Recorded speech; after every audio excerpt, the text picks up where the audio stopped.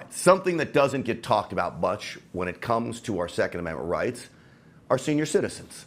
They are especially vulnerable to crimes, which is a big reason that the number of growing senior citizens who carry is on the rise. Like the rest of the United States, they feel safer with a firearm on their waist.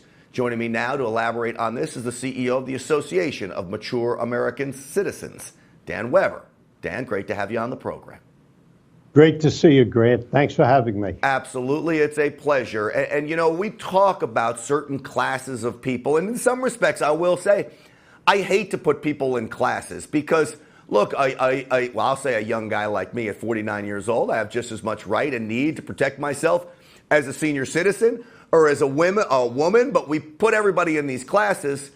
But clearly, some people are more vulnerable than others when you come up against somebody who may be stronger and healthier, all these things. Firearms are the great equalizer, aren't they? Yes, they sure are. In my office, we have 2 seniors who have concealed carry permits, and we all feel safer because of them. You know, in many respects, at our office here, we got an awful lot of people, as you would expect at NRA TV, who carry.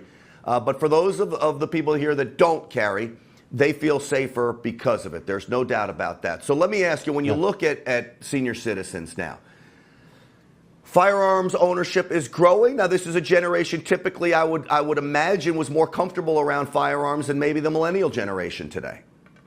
That's for sure. AMAC takes its orders from our members, and our members are members of NRA and the great supporters of the Second Amendment. You know, when I was a kid, I grew up in the suburbs, not on a farm. The kids on a farm in my age group had guns. They had shotguns, rifles, and they knew how to shoot. So in the suburbs, I joined a junior rod and gun club. And we had in high school, we had a rifle range.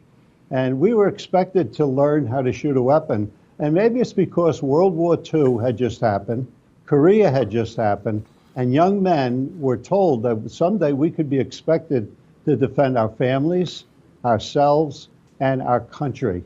So it was expected, it was part of the patriotism we had. So our age group now is rearming themselves. I live near a community called the Villages, and they are literally, the guns are flying off the shelves. Yeah. That was a time when we were still raising men in America. We're no longer doing that. We now teach them how to make lattes in case there's not a Starbucks next to them.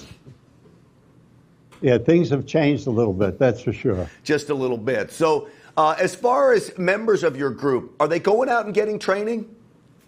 Yes, well, NRA is leading in the safety as you know it. And that's why we believe there should be more gun safety. I'd like to have people have to get certified by the NRA. And that also could be a filter. I mean, you imagine an NRA instructor teaching some kid, and the kid acts like he's a nut job and wants to just go shoot things and hurt people. NRA instructors would pick that up right away. So that could be the first line of defense. And AMAC believes in securing our schools also. That should be done right away. Yeah, it is an absolute must. I'll tell you what, it is a pleasure to have you on. Dan Weber, great work on what you're doing there. Thank you for spreading the word with the senior citizen population as well, because as I said, firearms are great equalizers when it comes to facing down evil. Yes, sir. God bless. God bless you as well, and thanks for coming on.